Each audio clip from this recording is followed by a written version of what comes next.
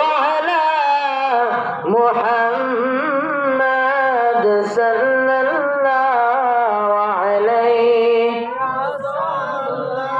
बड़ी किस्मत की हो हमारे के उम्मत में हो तुम्हारी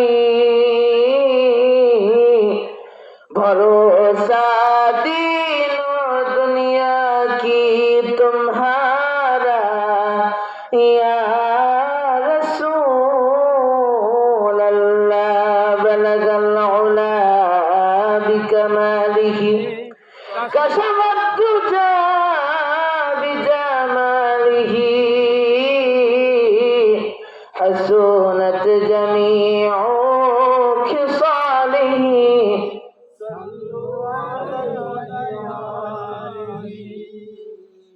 اللهم آمين ربنا ظلمنا أنفسنا وإن لم تغفر لنا وترحمنا لنكونن من الخاسرين ربنا آتنا في الدنيا حسنة وفي الآخرة حسنة وقنا عذاب النار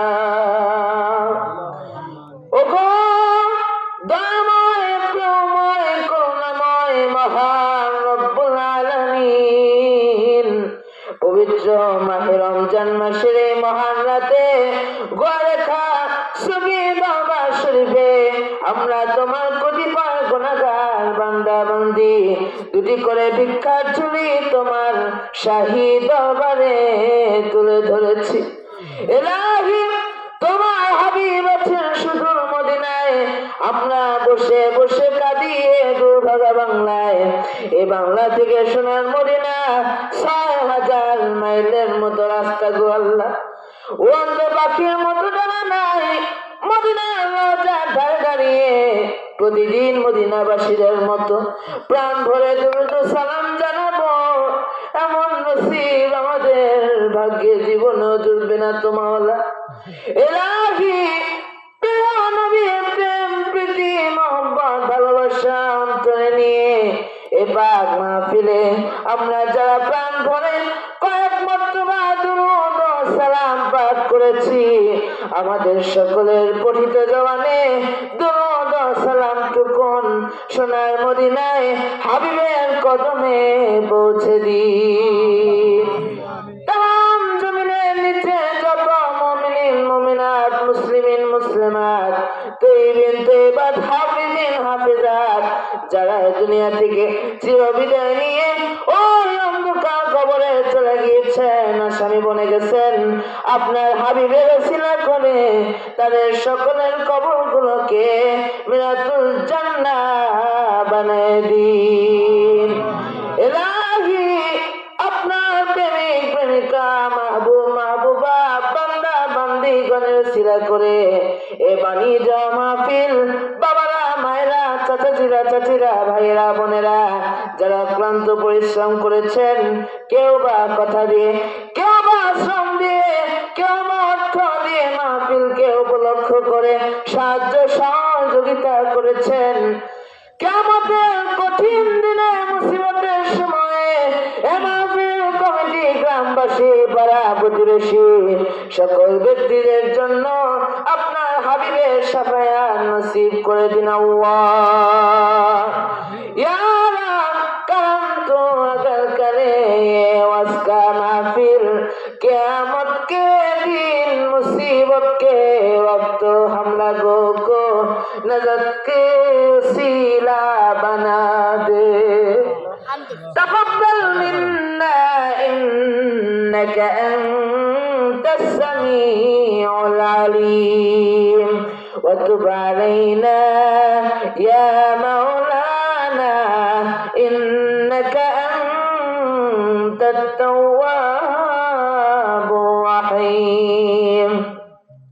फ़तबारकल्लाहु अहसनुल मुहसिनीन वल्हम्दुलिल्लाहि रब्बिल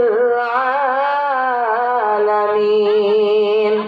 وجعل الآخر كلامنا عند الموت لا إله إلا الله محمد رسول الله صلى الله عليه وسلم. قال رب اشرح لي صدري ويسر لي أمري واحلل عقدة من لساني يفقه قولي وعلم الإنسان ما لم يعلم رب زدني علما سبحانك لا علم لنا إلا ما علمتنا إنك أنت العليم الحكيم. যাবতীয় সমস্ত প্রশংসা তারিফ সেই মহান সত্তা তামাম জাহানের বাদশার বাদশা একমাত্র প্রতিপালক বিশ্ব জগতের মালিক সেই মহান আল্লাহ রাব্বুল আলামিনের দরবারে যিনি আমাদেরকে সন্ধ্যা প্রাক্কাল থেকে নিয়ে এই সময়কাল পর্যন্ত এই মাহফিলে উপস্থিত থেকে তিনি আলোচনা শোনার ব্যবস্থা করে দিয়েছেন। এজন্য মাবুদের দরবারে আমরা প্রাণ ভরে কৃতজ্ঞতা শুকর জ্ঞাপন করছি। সকলে একবার মন প্রাণ উজাড় করে প্রভুর প্রতি সকল ভালোবাসা উজাড় করে দিয়ে গলা ছেড়ে চিৎকার দিয়ে বলুন আলহামদুলিল্লাহ। আর একটু জোরে বলা যাবে না? আলহামদুলিল্লাহ। উপস্থিত এই মাহফিলে মঞ্চে উপবিষ্ট আমার শ্রদ্ধাভাজন চাচাজি, আমার উপস্থিত রয়েছেন আমার বড় ভাই হযরত মাওলানা শাকিল হাসান, আমার সম্মুখ উপবিষ্ট কোরআন হাদিস থেকে আলোচনা শোনার জন্য চাতকের ন্যায় তাকিয়ে থাকা দিনদার ইমানদার আল্লাহ প্রিয় নেককার মুমিন মুসলমানগণ, দূর দূরান্ত থেকে আগত আশিকিন জাকিরিন শ্রদ্ধাভাজন চুল পাকা দাড়ি পাকা বাবারা, বয়োজ্যেষ্ঠ যুবকেরা, সমবয়সী বন্ধু বড় প্রান্তীয় ভাইরা এবং পর্দার অবস্থানরত শ্রদ্ধাভাজন নিকটবর্তী মা ও বোনেরা, আপনাদের সকলকে আমার অন্তরের অন্তঃস্থল হতে প্রাণ ঢালা অভিনন্দন ও সালাম জানাচ্ছি। আসসালামু আলাইকুম ওয়া রাহমাতুল্লাহি ওয়া বারাকাতুহু।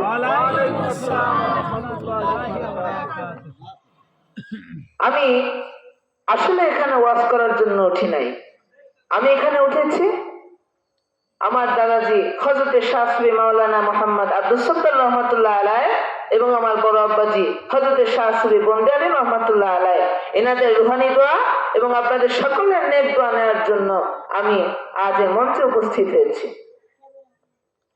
কেননা আমি আপনাদের সম্মুখে কোরআন হাদিস থেকে যে কিছু আলোচনা করব, বয়ান রাখবো, সেরকম জ্ঞান আমার মধ্যে নেই এবং সে ধরনের জ্ঞান আমি অর্জন করতে পারিনি। আমার উপর যদি মহান আল্লাহ রাব্বুল আলামিনের রহমত এবং দাদাজি রহমাতুল্লাহ আলাইহি বড় আব্বাজি রহমাতুল্লাহ আলাইহি এনাদের রুহানি দোয়া বর্ষিত হয়, তাহলে আমি আপনাদের সম্মুখে কোরআন হাদিস থেকে কিছু আলোচনা রাখবো, বয়ান করবো ইনশাআল্লাহ। আপনারা সবাই বলুন ইনশাআল্লাহ। আজ এই বরকতপূর্ণ মাহফিল থেকে শয়তান যেন আমাদেরকে কোরআন হাদিস থেকে যে আলোচনা করা হবে এবং আমরা শুনবো তা থেকে কাউকে মাহরুম করতে না পারে, সেজন্য সবাই আমার সঙ্গে পড়ুন আউযু বিল্লাহি মিনাশ শাইতানির রাজীম বিসমিল্লাহির রাহমানির রাহিম ইন্না শাররাদ দাওয়াবি ইনদাল্লাহিল্লাযীনা কাফারু ফাহুম লা ইউমিনুন।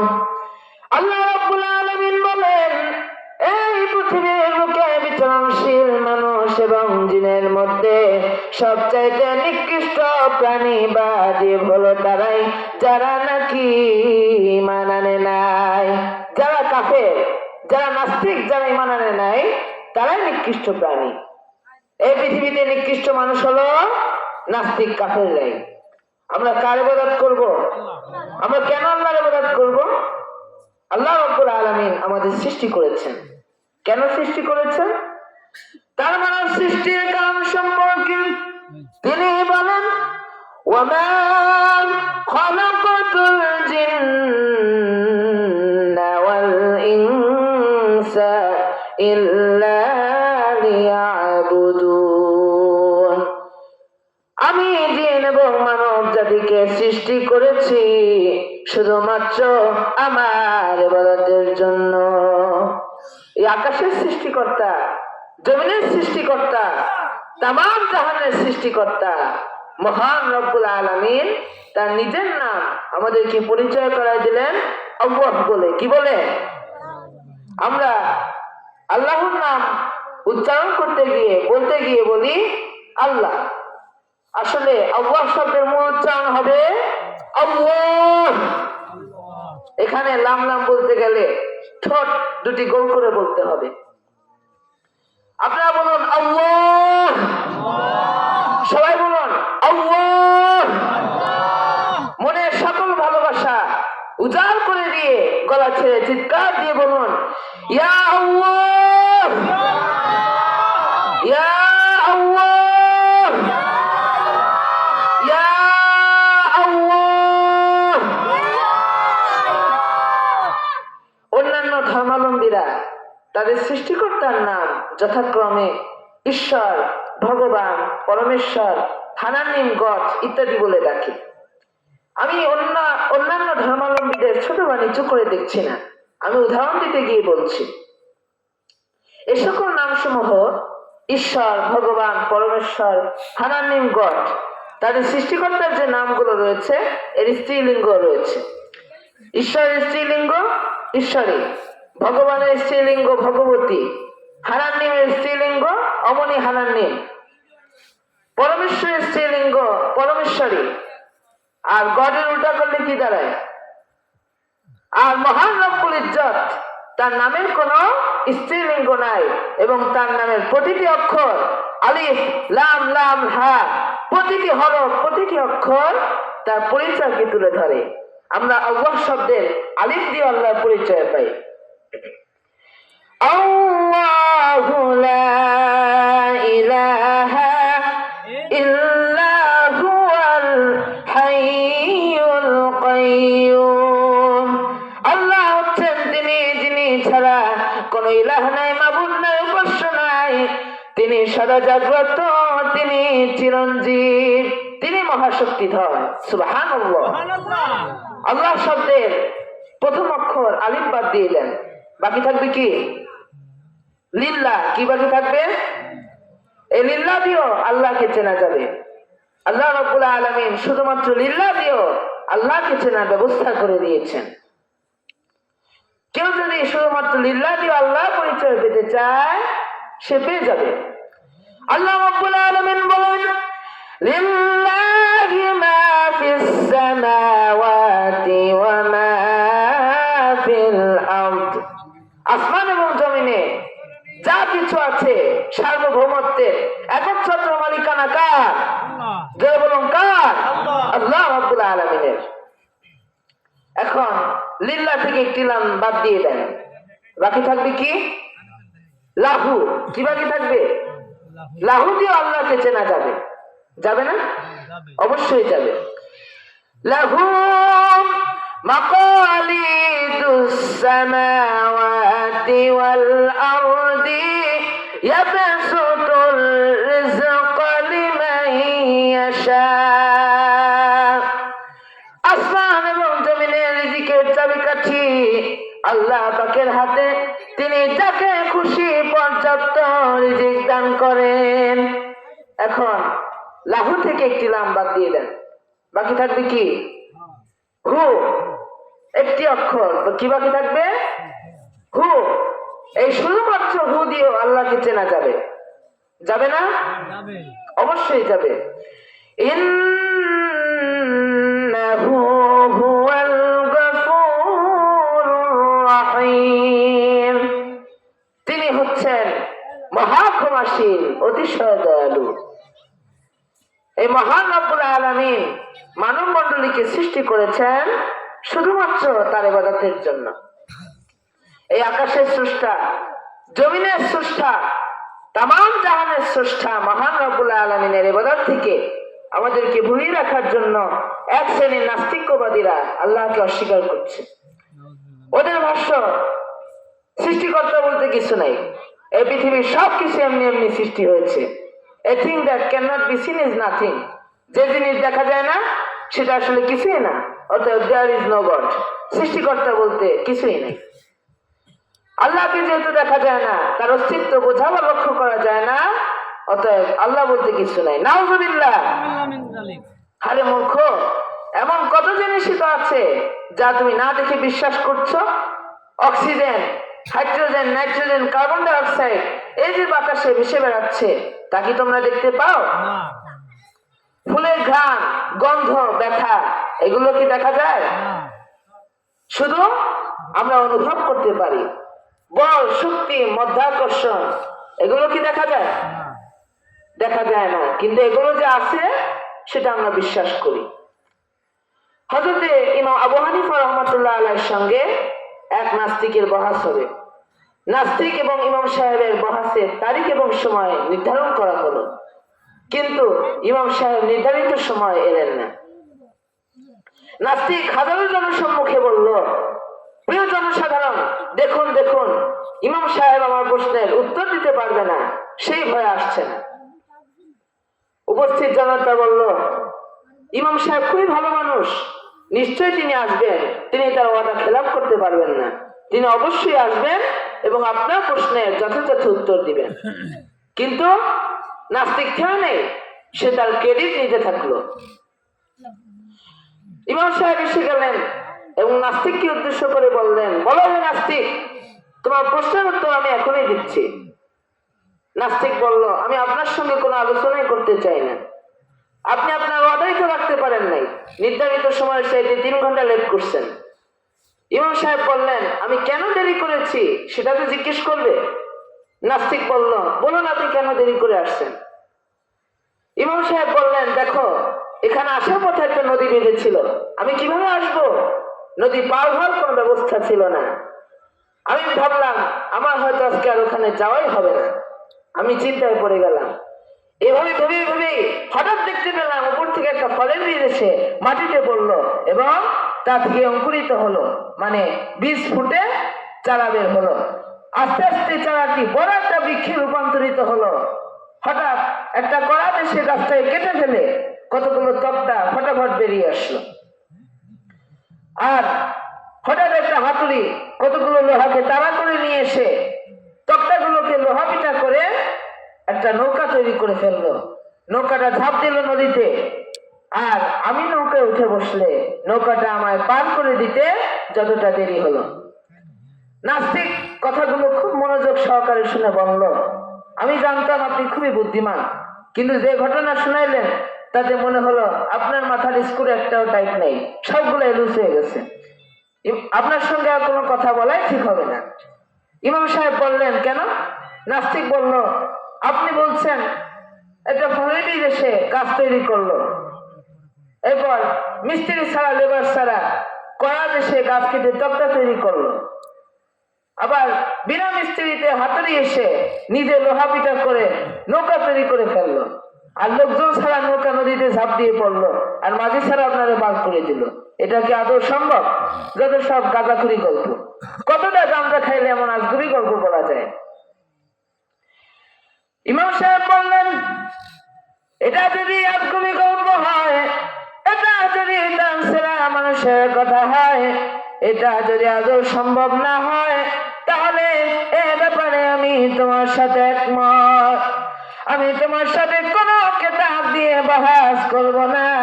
মিস্ত্রি ছাড়া, লেবার ছাড়া সামান্য একটা নৌকা যদি তৈরি হতে না পারে, সামান্য একটা গাছ কেটে তক্তা হতে না পারে। এ বিশাল আকাশ বিশাল জমিন তোমার মতো সুন্দর একটা মানুষ তৈরি হলো কিভাবে? এক কথায় নাস্তিক কুপকাত। নাস্তিক বলল, আমি আমার ভুল বুঝতে পেরেছি, আমার এই নগণ্য মস্তিষ্কে এই সামান্য বিষয়টা এতদিনে ধরতেই পারি নাই। আমি মুসলমান হইলাম, ইমাম সাহেব আমাকে কালেমা পড়ান। ইমাম সাহেব নাস্তিককে কালেমা পড়াইলেন, লা ইলাহা ইল্লাল্লাহু মুহাম্মাদুর রাসূলুল্লাহ সাল্লাল্লাহু আলাইহি ওয়াসাল্লাম। সবাই বলেন, লা ইলাহা ইল্লাল্লাহ, লা ইলাহা ইল্লাল্লাহ, লা ইলাহা ইল্লাল্লাহ, লা ইলাহা ইল্লাল্লাহ, লা ইলাহা ইল্লাল্লাহ, লা ইলাহা ইল্লাল্লাহু মুহাম্মাদুর রাসূলুল্লাহ সাল্লাল্লাহু আলাইহি ওয়াসাল্লাম। মানুষ কতটা নির্বোধ হলে নাস্তিক হতে পারে বুঝতে পারছেন? কতটা বোধ কম হলে ভাবে এই পৃথিবীর সব কিছু এমনি এমনি রয়েছে। আপনারা কুয়া ব্যাঙের কথা শুনেছেন না? কুয়ার মধ্যে পড়ে যাওয়া ব্যাঙ কুয়াটাকে মনে করে এটাই পৃথিবী। ছোট্ট একটা পিঁপড়াকে যদি কোনো গোলক বা বলের উপর ছেড়ে দেওয়া হয়, ওই পিঁপড়াটা ওই গোলক বা বলটা কি ভাববে? এটাই পৃথিবী। আরেকটা উদাহরণ দিচ্ছি। ছেলেকে বিবাহ করিয়েছে 1.5 হাত বইয়ের সঙ্গে, মানে বইয়ের হাইট উচ্চতা 1.5 হাত। শাশুড়ি বৌমাকে বলল, বৌমা কলস থেকে 1 গ্লাস পানি নিয়ে আসো তো। বৌমা পানি আনতে গেল, পানি আনতে যে নাকুলটা কলসির ভিতরে পড়ে গেল।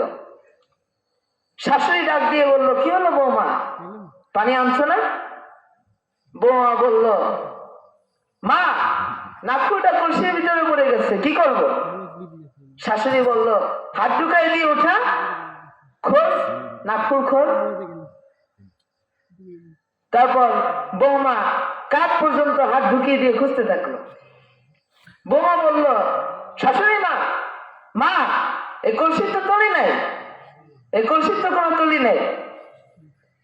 তখন শাশুড়ি বলল, 1.5 হাতি বউ 1 বিঘাতি হাত দিয়ে সারা জীবন যদি সারা জিন্দেগি ভর যদি কলসির তলি খুঁজতে থাকে, সে কি খুঁজে পাবে? এই জ্ঞান হলো আল্লাহর দান। এই জ্ঞানী ব্যক্তিরা চিন্তাশীল হন, তান্ডা সৃষ্টির নিপুণ সৃষ্টি কৌশল এবং প্রতিটি সৃষ্টি যে মহান আল্লাহ রাব্বুল আলামিনের সুপরিকল্পিত প্রাকৃতিক নিদর্শন, তা বিজ্ঞানীরা যুগ যুগ ধরে চিন্তা করে করে হয়রান হয়ে যাচ্ছে, মাথা নত হয়ে যাচ্ছে, আর আল্লাহ হয়ে কম্পিত হয়ে মুসলমান হয়ে যাচ্ছে। জ্ঞানীরাই মাথা নত করে আর নির্বোধ নাস্তিকরাই উল্টা লাভ দিচ্ছে।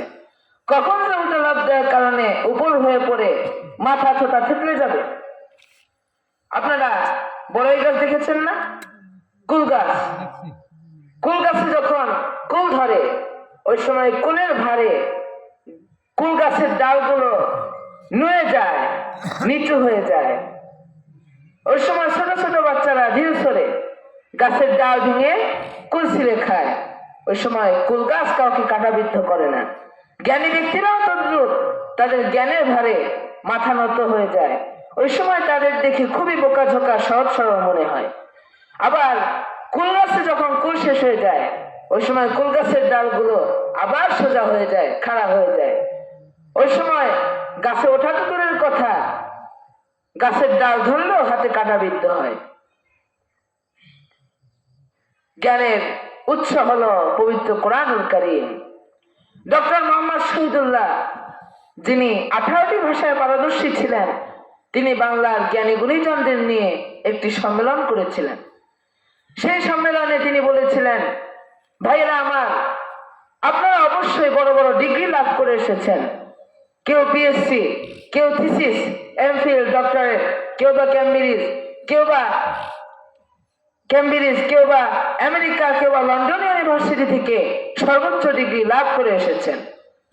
আপনারা অবশ্যই শিক্ষিত পণ্ডিত, কিন্তু কোরআনে কারিমের জ্ঞান যদি কারোর মধ্যে না থাকে তাহলে পণ্ডিতের আগে আরেকটা শব্দ বসবে, সেটা হলো মূর্খ। তার নামের আগে যুক্ত করা হবে মূর্খ পণ্ডিত। জ্ঞানের উৎস হলো পবিত্র কোরআনে কারিম। কেননা কোরআনে কারিমের জ্ঞান পাণ্ডিত্যকে পরিপূর্ণতা দান করে। কারণ আল্লাহ রাব্বুল আলামিন বলেন, ওয়ামা খালাকাতুল জিন্না ওয়াল ইনসা ইল্লা লিয়াবুদুন। আল্লাহ রাব্বুল আলামিন বলেন, ওয়ামা উতিতুম মিনাল ইলমি ইল্লা কালিলা।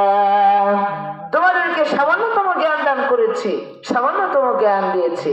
সামান্যতম থেকে আমরা বুঝতে পারি অতি অল্প। কি বুঝতে পারি? অতি অল্প। আপনারা কখনো ভেবে দেখেছেন আল্লাহ রাব্বুল আলামিন মানুষকে সামান্যতম জ্ঞান দিলেন, আর এই সামান্য জ্ঞানের ঠেলায় মানুষ আজ কত কিছু আবিষ্কার করে ফেলছে, কত কিছু তৈরি করে ফেলছে। এই কোরআনকে রিসার্চ করে বিজ্ঞানীরা উন্নতির চরম শিখরে পৌঁছে গিয়েছেন।